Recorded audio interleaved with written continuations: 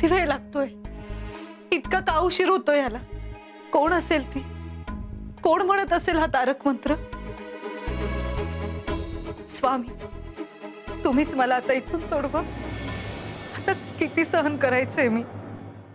नर्मदे, थोडा धीर धर. तुला अपेक्षित ते सगळं होणार. तारक मंत्राचा प्रभाव तुझी सगळी दुःख दूर करणार, तुझ्या सगळ्या इच्छा पूर्ण करणार. तारक मंत्र ऐकणाऱ्यांचं, म्हणणाऱ्यांचं आणि पूजणाऱ्यांचं नेहमी भलंच झालंय. नुकसान झालंय ते त्याची अवहेलना करणाऱ्याचं. शिव शंकर शंभो.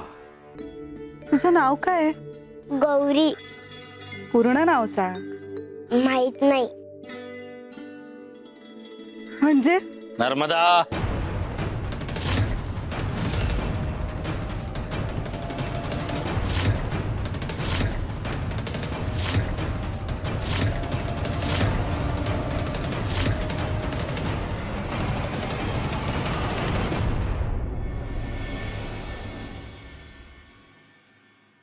श्री स्वामी समर्थ.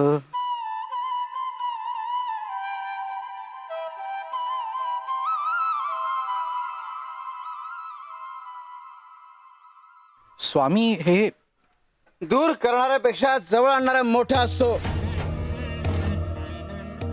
स्वामी, काही चुकलं का माझं? तुझ्याबद्दल बोलत नाही आम्ही, या फुलाबद्दल बोलत नाही. मग कोणाबद्दल बोलताय स्वामी? तुमच्या सुखाला, समाधानाला तुमच्यापासून दूर करतात ते तुमचे विकार.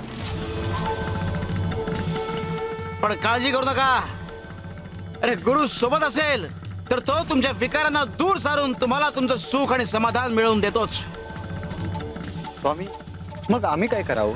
श्रद्धेने गुरुचा आधार घ्यावा. अरे, ज्याने गुरुचा आधार घेतला त्याला आयुष्यात कधी काही कमी पडत नाही. स्वामी, आपण धन्य आहात. तुमच्या प्रत्येक कृतीतून काही ना काही शिकायला मिळतं आम्हाला. चांगलंय. गुरुचं निरीक्षण करत राहा.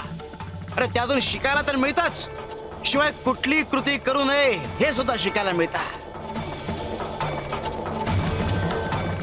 सतत शिकत राहण्याची वृत्ती महत्वाची. काय काही जणांना वाटतं की त्यांचे हात आभाळाला टेकले, पण ज्या क्षणी त्यांना हे वाटतं त्या क्षणी ते जमिनीवर आपटल्याशिवाय राहत नाही. शिव शंकर शंभो.